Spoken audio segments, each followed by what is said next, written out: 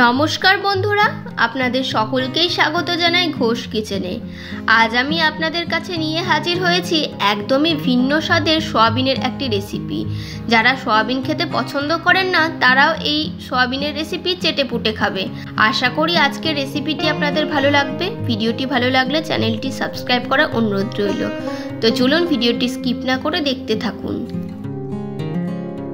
এই রেসিপির জন্য আমি কি উপকরণ নিয়েছি দেখে নিন। নিয়েছি এখানে আলু, দুটো আলু নিয়েছি, একটু বড় বড় করে কেটে নিয়েছি, আর নিয়েছি সয়াবিন। আর এখানে আরও নিয়েছি আমি পেঁয়াজ আর ক্যাপসিকাম। পেঁয়াজের খোলাগুলোকে আমি ছাড়িয়ে নিয়েছি দেখুন এইভাবে, আর নিয়েছি হাফ মতো ক্যাপসিকাম। আর এই রেসিপির জন্য আমি আরও পেঁয়াজ নিয়েছি, পেঁয়াজটাকে ছোট ছোট করে কেটে নিয়েছি। আর এখানে নিয়েছি আদা, রসুন আর কাঁচা লঙ্কার পেস্ট। এবার আমি প্রথমে এই সয়াবিনগুলোকে সেদ্ধ করে নেব। তো তার জন্য একটু বেশি পরিমাণে জল গরম হতে বসিয়ে দিয়েছি। জলটা একবার ফুটে এলে তার মধ্যে আমি দিয়ে দিলাম পরিমাপ মতো লবণ।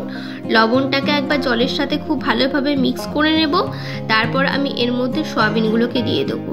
সয়াবিনগুলোকে খুব ভালোভাবে সেদ্ধ করে নিতে হবে। সয়াবিনগুলো যদি ভালোভাবে সেদ্ধ না হয় তাহলে সয়াবিনের মধ্যে একটা কাঁচা গন্ধ থাকে, আর তখন সেটা খেতে একদমই ভালো লাগে না।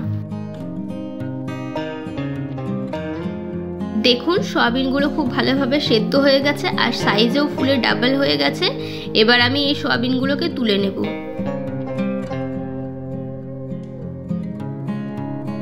সয়াবিনগুলোকে আমি তুলে নিয়েছি, আর ঠান্ডা জল দিয়ে 2 থেকে 3 বার খুব ভালোভাবে ধুয়ে নিয়ে জল চেপে বের করে দেব। এবার আমি সয়াবিনের মধ্যে অ্যাড করছি সামান্য পরিমাণে কাশ্মীরি লঙ্কার গুঁড়ো, হাফ চামচ পরিমাণে হলুদ গুঁড়ো, আর এর মধ্যে আমি অ্যাড করছি 1 চামচ পরিমাণে আদা, রসুন আর কাঁচা লঙ্কার পেস্ট। আর এর সাথে আমি দিচ্ছি বেসন। আমি 2 চামচ পরিমাণে বেসন দিয়েছি। বেসন দিলে বাইন্ডিংটা খুব ভালো হয় আর খেতেও খুব ভালো লাগে। তো সব কিছুকে খুব ভালোভাবে আমি মিক্স করে নিচ্ছি। আর এর মধ্যে আমি লবণ ব্যবহার করিনি, যেহেতু সয়াবিনটা সেদ্ধ করার সময় লবণ দিয়েছিলাম। তো সব কিছুকে দেখুন খুব ভালোভাবে আমি মিক্স করে নিয়েছি। এবার এই সমস্ত কিছুকেই ভালো করে ভেজে নেব। তার জন্য আমি ফ্রাই প্যানে বেশ খানিকটা পরিমাণে তেল দিয়ে দিলাম। ওই 3 চামচ পরিমাণে তেল দিয়েছিলাম। তেলটা খুব ভালোভাবে গরম হলে আমি সয়াবিনটা দিয়ে দিলাম। এবার এই সমস্ত কিছুকে নেড়ে চেড়ে খুব ভালোভাবে ভেজে নেব। আর এটা ভাজার সময় গ্যাসের ফ্লেমটা হাই রাখবো। আর সয়াবিনটাকে লাল লাল করে 2 থেকে 3 মিনিটের মতো দেখুন আমি ভেজে নিয়েছি। কালারটাও চেঞ্জ হয়ে গেছে। এবার আমি এগুলোকে তুলে নিচ্ছি। এই রেসিপির জন্য আমি 2টো আলুও ব্যবহার করেছিলাম। তো আলুর মধ্যে দিয়ে দিলাম পরিমাপ মতো লবণ, হাফ চামচ পরিমাণে লবণ দিয়েছি, হাফ চামচ হলুদ গুঁড়ো আর হাফ চামচ পরিমাণে কাশ্মীরি লঙ্কার গুঁড়ো।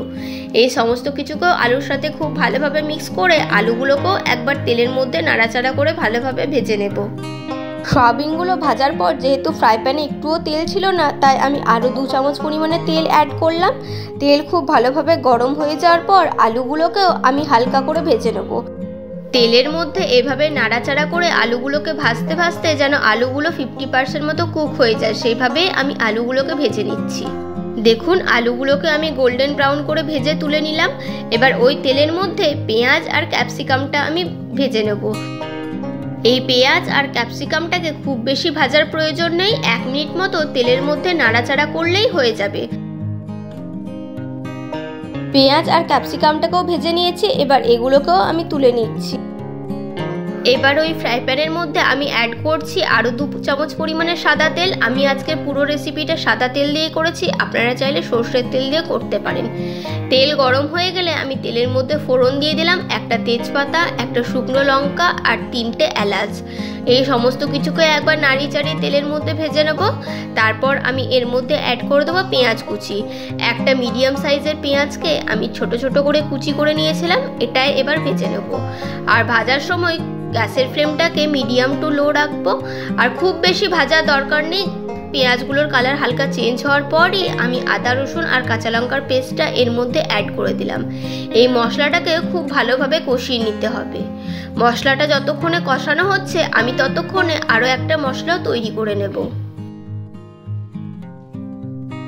এখানে আমি নিয়ে নিয়েছি 2 চামচ পরিমাণে টক দই, আর এর মধ্যে অ্যাড করছি 1 চামচ পরিমাণে জিরে গুঁড়ো, 1 চামচ পরিমাণে দেব ধনের গুঁড়ো, 1/2 চামচ পরিমাণে দেব হলুদ গুঁড়ো, আর একদম সামান্য পরিমাণে দেব কাশ্মীরি লঙ্কার গুঁড়ো। 1/2 চামচের থেকেও সামান্য কম দিলাম।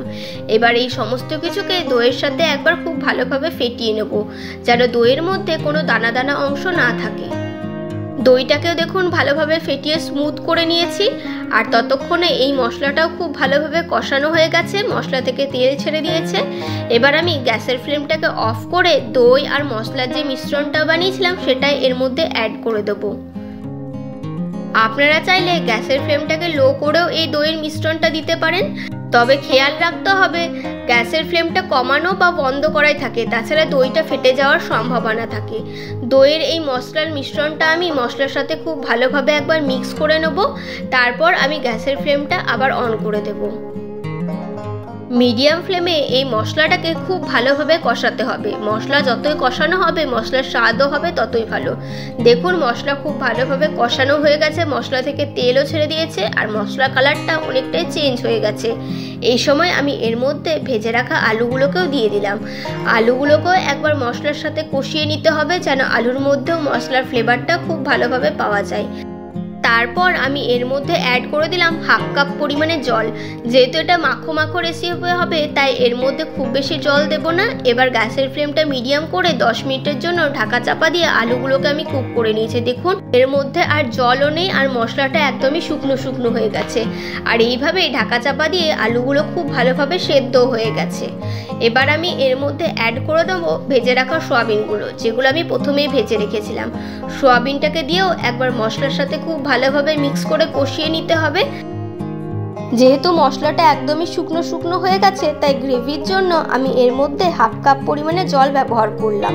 এবার এই ঝোলটা ফুটে উঠলেই আমি এর মধ্যে দিয়ে দিলাম সামান্য পরিমাণে লবণ। যেহেতু আলুটা ভাজার সময় আর সয়াবিনটা সেদ্ধ করার সময় লবণ দিয়েছিলাম, তাই এই সময় লবণের পরিমাণটা একদমই কম দিতে হবে। দেখুন গ্রেভিটা ফুটে উঠেছে। এবার আমি নামানোর আগে এর মধ্যে পেঁয়াজ আর ক্যাপসিকামটাও অ্যাড করে দিলাম। পেঁয়াজ আর ক্যাপসিকামটাকে খুব বেশি সেদ্ধ বা নরম করলে এটা খেতেও ভালো লাগে না, তাই পেঁয়াজ আর ক্যাপসিকামটাকে দিয়ে 1 থেকে 2 মিনিট মতো কুক করলেই হবে। তারপর আমি এর মধ্যে দিয়ে দিলাম একদমই সামান্য পরিমাণে চিনি, আর দিয়ে দিলাম 1/2 চামচ পরিমাণে গরম মশলার গুঁড়ো। এই সমস্ত কিছুকেই মিক্স করে নামিয়ে নিলে তৈরি হয়ে গেল সয়াবিনের দো পেঁয়াজা।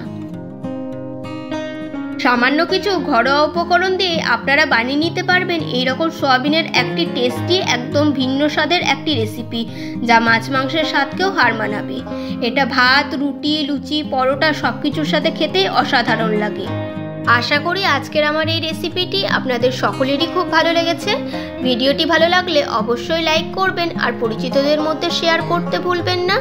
আপনাদের মতামত কমেন্ট বক্সে জানাবেন। আর যারা এখনো পর্যন্ত চ্যানেলটি সাবস্ক্রাইব করেননি অবশ্যই চ্যানেলটি সাবস্ক্রাইব করে পাশে থাকা বেল বাটনটি প্রেস করে দেবেন নিত্য নতুন রেসিপির আপডেট পাওয়ার জন্য। আমি আপনাদের জন্য এরকম আরও রেসিপি নিয়ে আসবো। আজকে এই পর্যন্তই, দেখা হচ্ছে নেক্সট এপিসোডে নতুন কোনো রেসিপি নিয়ে। ভালো থাকবেন, সুস্থ থাকবেন, ধন্যবাদ।